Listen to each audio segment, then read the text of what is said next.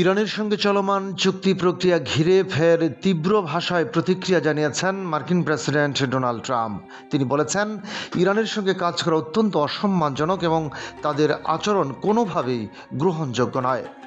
শুক্রবার সামাজিক যোগাযোগ মাধ্যম ট্রুথ সোশ্যালে দেওয়া এক পোস্টে ট্রাম্প এই মন্তব্য করেন বলে আন্তর্জাতিক সংবাদ মাধ্যমগুলো জানিয়েছে।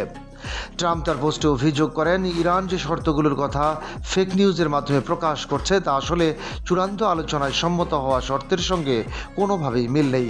তিনি আরও বলেন, ইরান চুক্তি নিয়ে দুর্বল ও বিভ্রান্তিকর বক্তব্য দিচ্ছে, যার সঙ্গে বাস্তবতার কোনো সম্পর্ক নেই।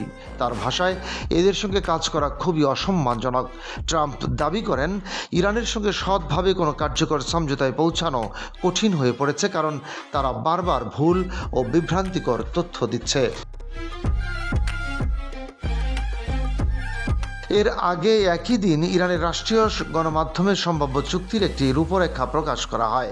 সেখানে বলা হয়, ইরান হরমুজ প্রণালীর ব্যবস্থাপনার নিয়ন্ত্রণ ছাড়বে না এবং জব্দ করা প্রায় $24 বিলিয়ন তহবিল ফেরত দেওয়ার বিষয়টি চুক্তিতে অন্তর্ভুক্ত থাকতে পারে। ট্রাম্প এসব দাবিকে অগ্রহণযোগ্য বলে মন্তব্য করেন এবং হরমুজ প্রণালীতে ইরানের জাহাজ লক্ষ্য করে যে কোনো ধরনের হামলাকে সম্পূর্ণ অগ্রহণযোগ্য বলে উল্লেখ করেন। তিনি সতর্ক করে বলেন, ইরানকে দ্রুত তাদের অবস্থান পরিবর্তন করতে হবে এবং বাস্তবসম্মত পথে ফিরে আসতে হবে। ট্রাম্প আরও বলেন, বর্তমান পরিস্থিতিতে ইরানের সঙ্গে আলোচনা এগিয়ে নেওয়া কঠিন হয়ে পড়ছে, কারণ তাদের আচরণ বারবার আস্থার সংকট তৈরি করছে।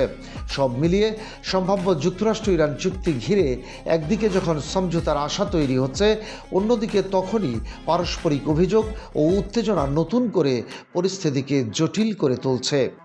ডেস্ক রিপোর্ট, বাংলাবাজার পত্রিকা।